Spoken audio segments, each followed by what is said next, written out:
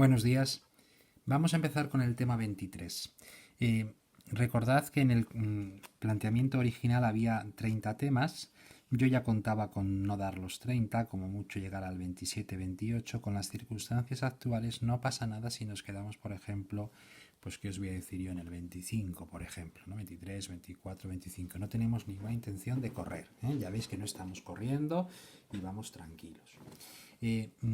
Dentro de la prosa del Renacimiento, la primera distinción que hacemos es entre la prosa que trata temas, digamos, no narrativos, es decir, que desarrolla diferentes comentarios sobre distintos asuntos sociales, morales, etcétera, y que con frecuencia esta prosa que transmite una, digamos, enseñanza, una prosa didáctica, utiliza una técnica que es la del diálogo. Encontramos en el siglo XVI obras dialogadas donde varios personajes hablan sobre diferentes aspectos, pero este diálogo no tiene nada que ver con ningún asunto que tenga que ver con el teatro ni con una representación teatral. El diálogo como excusa para tratar sobre, por ejemplo, sobre el idioma, en el diálogo de la lengua de Juan de Valdés, o sobre las virtudes de la vida en el campo y el menosprecio de la corte, menosprecio de corte y alabanza de aldea de Fray Antonio de Guevara, por ejemplo. También entrarían dentro de la prosa no narrativa la prosa religiosa de autores ya citados como Fray Luis de León, recordáis sus obras en prosa, de la Perfecta Casada, de los Nombres de Cristo, etc., o Santa Teresa de Jesús. Bueno, pero lo que nos interesa es la prosa narrativa, que podemos ya empezar a llamar novela. Aunque este nombre, en fin, merece una explicación aparte. Pero bueno, estamos hablando ya de la novela del Renacimiento. La mayoría de las novelas que aparecen en el Renacimiento son de carácter idealista. Es decir, tratan sobre relatos aventureros y narraciones fantásticas en un ambiente imaginado, generalmente embellecido y que se aleja de la realidad. Idealista quiere decir que se aleja de la realidad. La novela no tiene por intención describir el mundo tal y como es, sino tratar de mundos imaginados, mundos bellos, mundos de aventuras, mundos exóticos y lejanos, para que nuestra imaginación vuele a la hora de leer esas novelas. ¿De acuerdo? Estos tipos de novela que aparecen aquí pertenecen a las novelas idealistas, que son las típicas del Renacimiento. Por ejemplo, las novelas de caballerías, que ya tuvieron gran éxito en los siglos anteriores, ¿verdad? Con aquellas narraciones caballerescas, por ejemplo, las más famosas eran las del ciclo artúrico, del rey Arturo, etcétera, ¿verdad? Pues estas continúan ahora y tuvieron una fama tremenda. Algunos de estos libros de caballerías fueron auténticos top sellers de la época y eran leídos por mucha gente y escuchados por otros, porque con frecuencia la lectura se hacía en público. Era frecuente que las gentes se juntaran, imaginemos en los tiempos de descanso, después de la cena, por ejemplo, cuando ahora nos juntamos toda la familia a ver la televisión. Bueno, no sé si ya os juntáis como nos juntábamos en mis tiempos, porque ahora cada uno tiene su televisión, sus plataformas, sus dispositivos. Pero bueno, después de la cena, por ejemplo, pues se juntaban las gentes que estuvieran en una casa o en un barrio, incluso en verano, sacando las sillas a la calle o en una venta, y el que sabe leer lee y los demás escuchan en corro. Esto era frecuente. Bueno, pues era muy frecuente leer y escuchar y conocer las novelas de caballerías, de gran éxito en la época. Se suele destacar como la más importante y la más destacada el Amadís de Gaula, que tiene varias versiones, pero la que nos ocupa ahora es la de Garci Rodríguez de Montalvo. También se puso muy de moda la novela pastoril. Esto es la versión en novela de un poema bucólico, de una égloga, Es como una égloga en novela.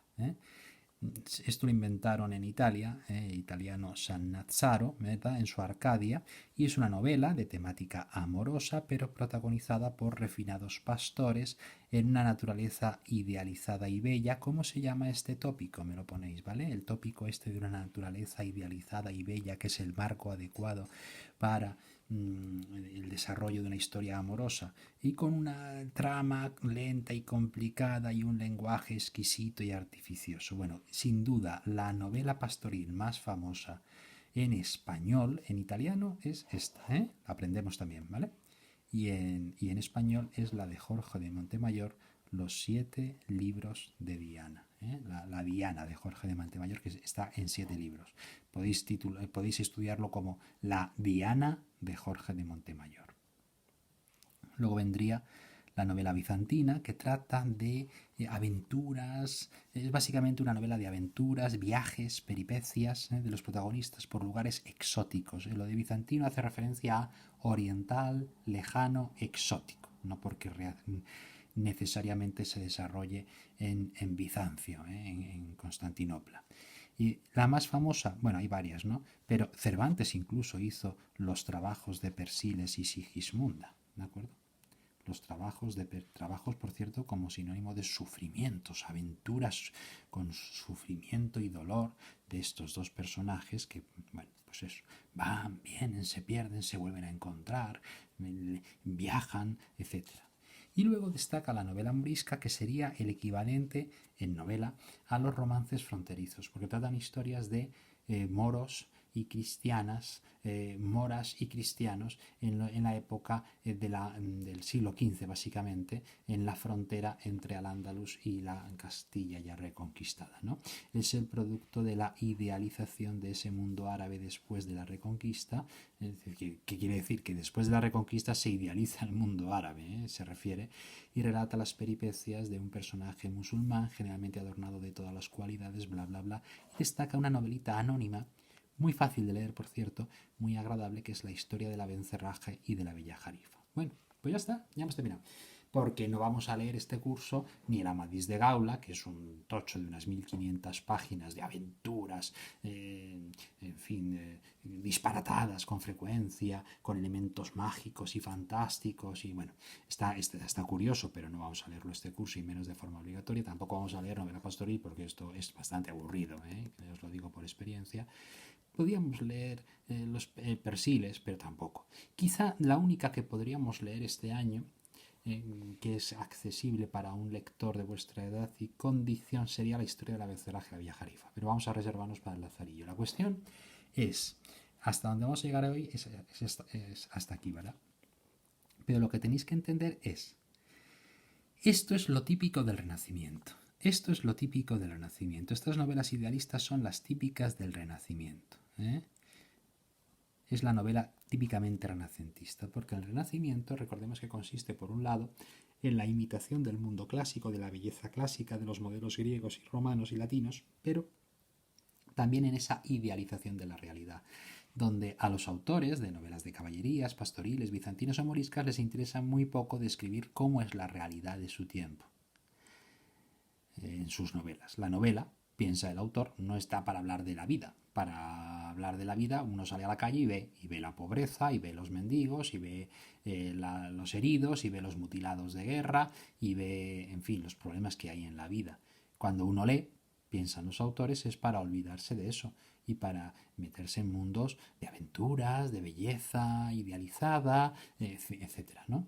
Entonces, ese es el concepto de novela del Renacimiento.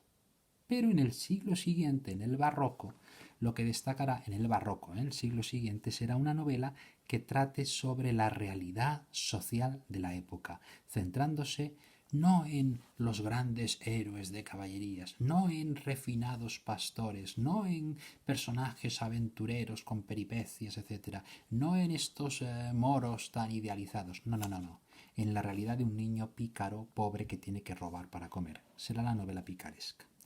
Lo interesante de España es que este género del siglo siguiente, del barroco del siglo XVII, tiene una primera muestra fundamental a mitad del siglo XVI, que es el Lazarillo.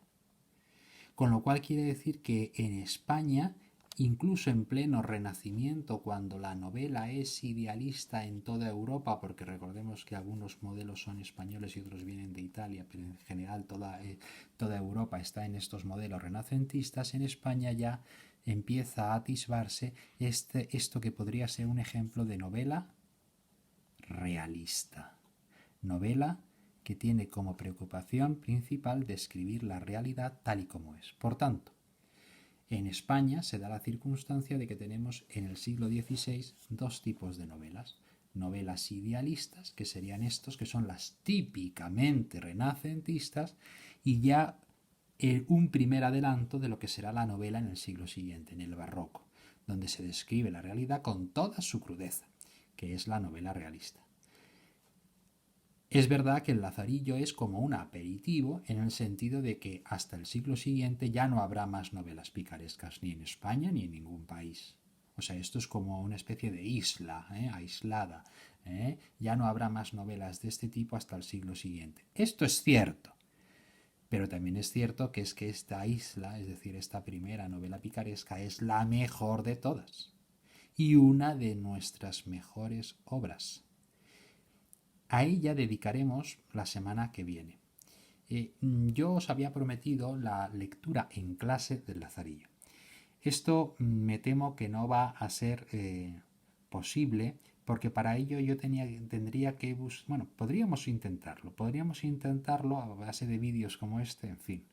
Nos llevaría bastante tiempo y buscando todos la misma versión, es decir, la versión original pero convenientemente anotada y que estuviera accesible para todos en estos tiempos del confinamiento. Esto dificulta un poco la cosa y yo tenía intención de leerlo en clase por eso. Pero en fin, por lo menos dedicaremos varias clases a hablar del Lazarillo, leeremos algún fragmento, cómo no, y esto, pues intentará solucionar un poquito la posible laguna que surgiría, porque esto sí que pertenece al programa claramente de tercero de la ESO. Bueno, entonces, en la clase de hoy solamente eso, saber los diferentes tipos de novela idealista y la novedad que supone esto, la novela picaresca, el Lazarillo, que veremos ya la semana que viene.